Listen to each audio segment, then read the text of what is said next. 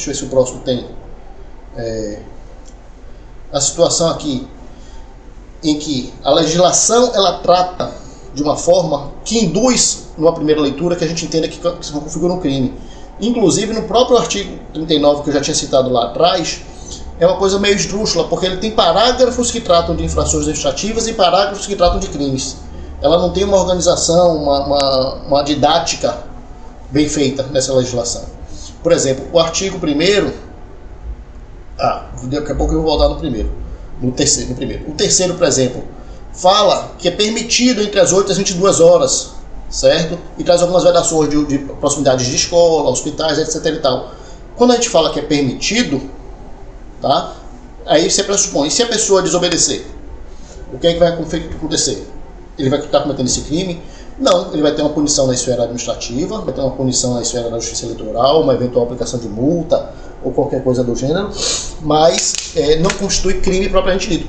Ele pode incidir no crime de desobediência, receber uma ordem da autoridade, uma ordem do agente público para desligar e não desligou, ele pode estar eventualmente cometendo um crime de desobediência, mas não um crime eleitoral típico. Já o parágrafo 5º, por exemplo, traz aqueles crimes que eu citei atrás, da propaganda eleitoral, da boca de urna. Aí vocês veem a coisa curiosa. No mesmo artigo, parágrafos que tratam de crimes, parágrafos que tratam apenas de infrações administrativas. Isso pode gerar uma confusãozinha no dia a dia, então merece uma leitura atenta na hora do vamos ver. Vamos lá, próximo, por favor. Dando sequência aí, por exemplo, os que eu marquei de amarelo são aqueles que são apenas infração administrativa. O parágrafo 5º trazia crimes.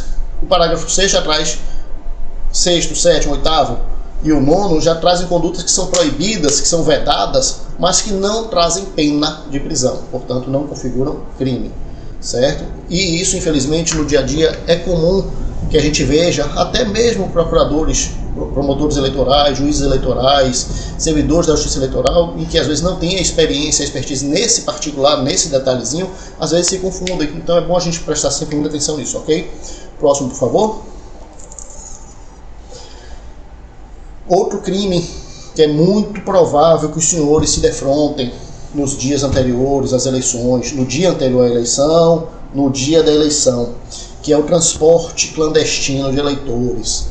Este é um artigo muito complicado para nós no dia a dia, no dia, porque não são vários dias que acontece isso, porque é muito comum no interior, é muito comum até nas grandes cidades, mas quanto menor, mais comum isso, só que ela tem uma peculiaridade, de que em muitas cidades do interior, por mais que a gente desejasse que fosse diferente, elas têm um transporte público muito precário, muito carente, então já é comum o transporte clandestino ser a regra naqueles locais. A van, a caminhonete do Zezinho, do Joãozinho, a Kombi, infelizmente, essa é uma realidade de algumas regiões do nosso estado. E no dia das eleições não vai ser diferente, essa pessoa vai fazer o transporte do mesmo jeito. Aí a pergunta, ele está praticando este crime, se ele está apenas fazendo o transporte dele desinteressado, tanto para o eleitor do Zezinho quanto para o eleitor do Joãozinho, ele não está impedindo que o eleitor de A, B ou C se desloque e nem está sendo bancado para transportar o eleitor tal. Ao meu ver, provavelmente ele não estará em curso desse crime pela ausência do dolo específico, mas merece sempre uma atenção muito cuidadosa, porque também proibir esse tipo de transporte, você pode estar causando uma situação oposta, de estar impedindo, de estar dificultando que os eleitores exerçam o seu direito a voto. E normalmente isso acontece com os eleitores mais pobres de zonas rurais. Qual o objetivo desse crime? É impedir que eleitores, que candidatos com maior poder econômico, maior poder político, movimentem ônibus, vans, caminhonetes para regimentar eleitores e levar para votar em si. Porque a gente sabe que em cidades pequenas, 10, 15, 20 votos podem fazer uma diferença muito grande numa eleição para vereador. Então, se o candidato X junta 2 vans com 30 pessoas, 30 eleitores, e levam para a cidade, saem arregimentando apenas os eleitores deles e levam para votar nele, Isso desequilibra o pleito. Pode parecer bobagem quando a gente pensa aqui em Salvador, com não sei quantos milhares de eleitores, mas uma cidadezinha pequena que tem 3 mil eleitores, e que às vezes a pessoa se elege com 40 votos, isso faz a diferença, tá? Então isso é muito importante, muito necessário que a gente tenha atenção no dia anterior das eleições, onde é muito comum isso, tá? Analisar o caso a caso, e se for o caso, prisão, flagrante, jogar duro. Cuidado com os transportes que já são transportes clandestinos habitualmente e que deveriam ser autuados, deveriam ser responsabilizados pela irregularidade que eles estão praticando ali de transportar os eleitores sem autorização e sem critério de segurança, tá? Mas muito cuidado. Até nas eleições passadas nós tivemos problemas relacionados a essa questão de fiscalização de ônibus, acusações de que alguns veículos estavam sendo barrados apenas para atrapalhar o livre exercício do voto. Então, e sempre com base nesse artigo, tá? É muito importante atenção nisso, tá ok, gente? Próximo, por favor. Algumas alterações recentes, relativamente recentes do Código Eleitoral, e que merecem uma atençãozinha de todos nós, que são basicamente as hoje chamadas fake news, que no fundo não são novidade, elas são desdobramentos das calúnias, das injúrias e difamações que todos nós já conhecemos, tanto na seara eleitoral quanto na seara civil, na seara normal, na seara comum da sociedade.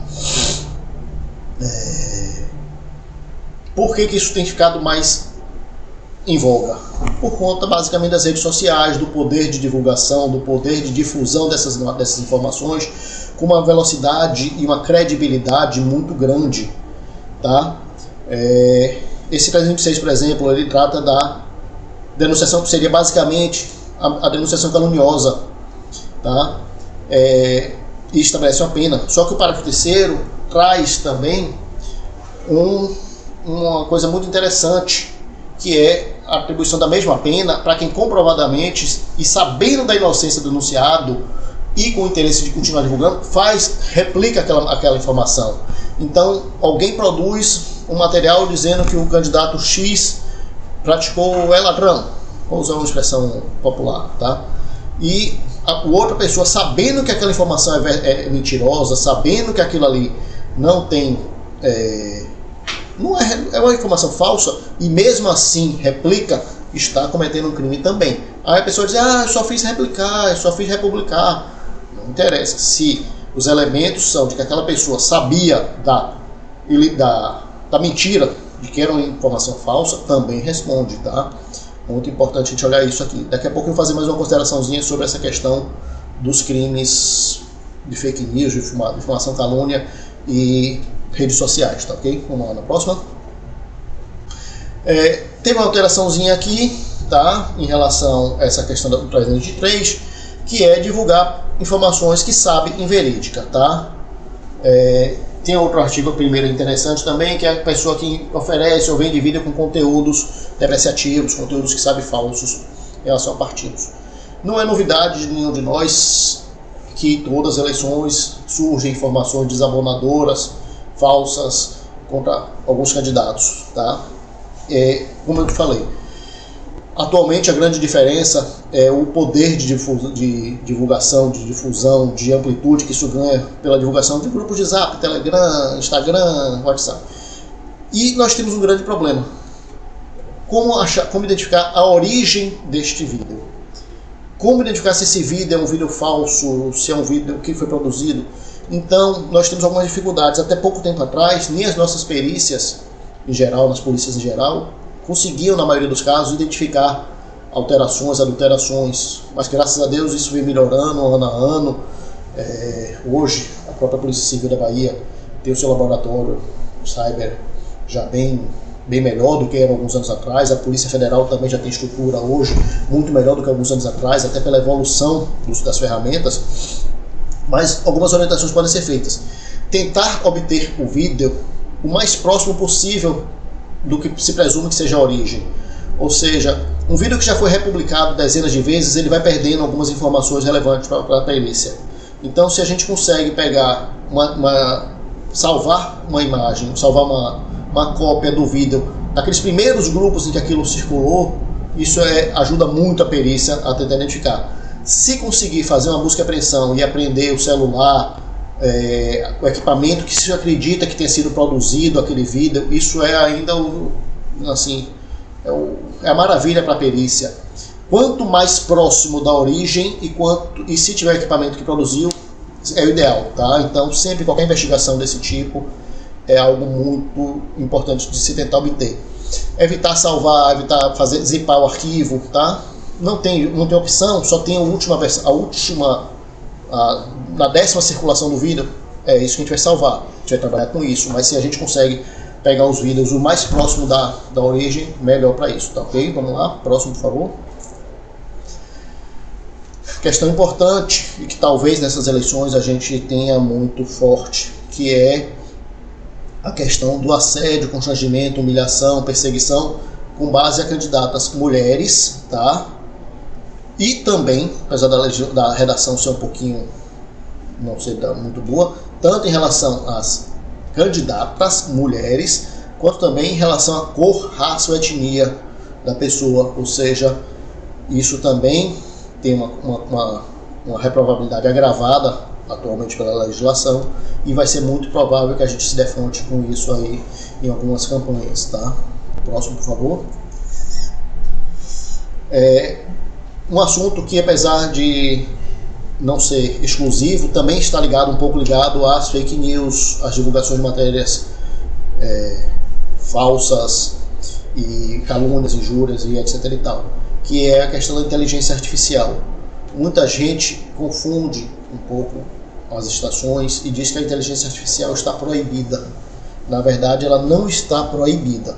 Ela está permitida de ser utilizada como uma ferramenta de criação de conteúdo, de criação de vídeos, de áudios, desde que seja informado claramente ao eleitor, no meio da coisa, que aquele conteúdo foi gerado com ferramentas de inteligência artificial e, óbvio, desde que o conteúdo refletido seja verdadeiro. Ou seja, nada impediria que alguém criasse um avatar meu para dar essa aula por inteligência artificial, desde que fosse informado de que aquele conteúdo foi gerado por inteligência artificial e que o conteúdo reflita a realidade. O que não é permitido é a utilização de inteligência artificial para produzir o que se chama deepfake ou qualquer outro conteúdo desabonador, mentiroso, falso contra outro candidato. Então, se alguém cria um deepfake em que aparece o candidato X xingando professores da rede municipal de ensino daquele município e divulga, isto é proibido. Isto vai cair na chamada, naqueles artigos anteriores. Tenha sido criado por deepfake, por inteligência artificial ou não. Mas então a gente tem que atentar para isso. Não é o mero uso da inteligência artificial que configurará ou não um crime. Tá? Vamos lá no próximo, por favor.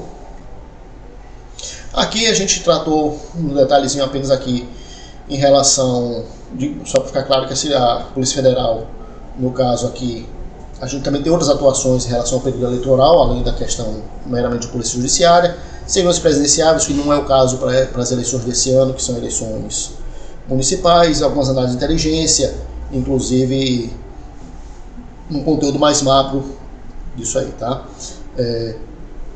Vamos para o próximo aqui, não sei se é o último. Pronto, volta aqui, por favor. Você pode voltar naquele artigo lá que fala da compra de votos? Que ali tem umas peculiaridades que eu gostaria de falar, que eu não coloquei em nenhum... Aí, pronto. Gente, é isso aí. Esse artigo é um artigo muito complicado, a compra de votos. E eu não cheguei a colocar em nenhum slide, porque precisava realmente dessa conversa com vocês. Primeiro, a compra de votos, ela tem que ser uma oferta de promessa, uma oferta de dinheiro, de alguma vantagem, que ela tem que ser direcionada a um eleitor ou a um grupo de eleitores. Ela tem que ter alguma destinação. Promessas genéricas de campanha do tipo, se eu ganhar todo mundo vai ter emprego, se eu ganhar eu vou asfaltar essa rua, Se eu ganhar, vai ter escola. Isso não configura compra de votos. Isso configura promessa de campanha, seja uma promessa razoável, seja uma promessa fictícia, uma promessa fantasiosa, mas é promessa de campanha.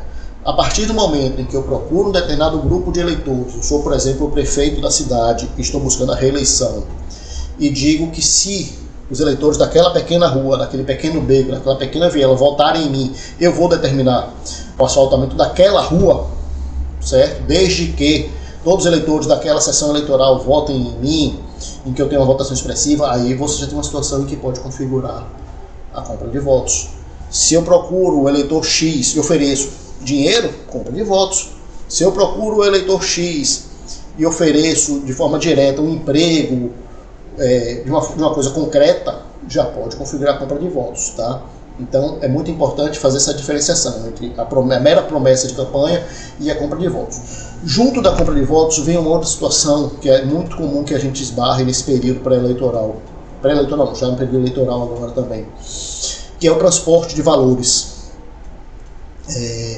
O transporte de valor em dinheiro não é necessariamente crime, não é automaticamente proibido.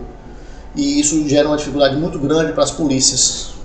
A Polícia Rodoviária Federal, a Polícia Militar, a própria Polícia Civil, a Polícia Federal. Mas vamos pegar o exemplo ali da Polícia Militar Estadual, da Polícia Rodoviária Federal, que identifica alguém transportando uma mala de dinheiro. Teoricamente não é crime. Teoricamente teria que deixar essa pessoa seguir adiante.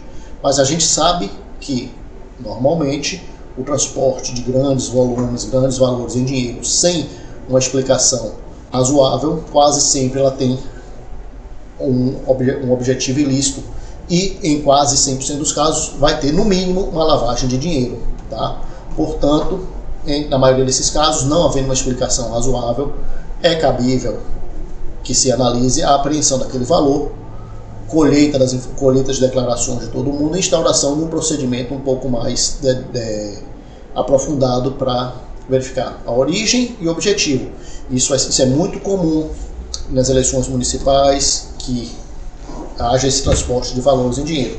Como é mais comum ainda que hajam denúncias nesse sentido, muitas vezes querendo usar da estrutura pública para causar um desgaste para o candidato opositor. Então é outra coisa que a gente tem que tomar muito cuidado, principalmente nas eleições municipais.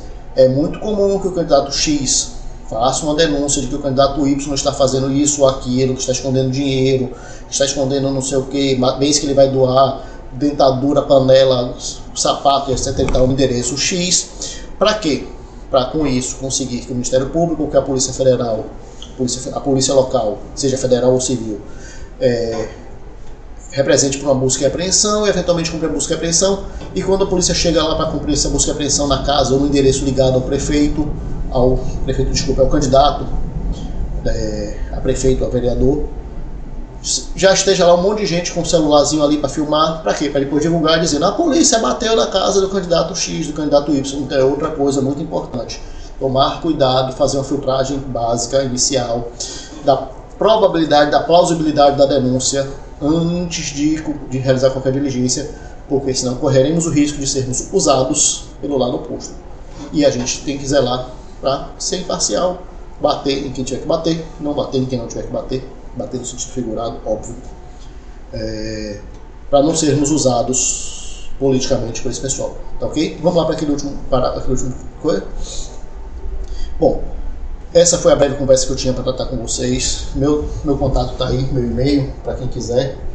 Tá? Havendo necessidade, pode me mandar um e-mail que, na medida da disponibilidade, da possibilidade, eu posso responder, posso ajudar naquilo que eu puder trazer com um pouquinho mais de experiência do que a maioria, apenas pela matéria.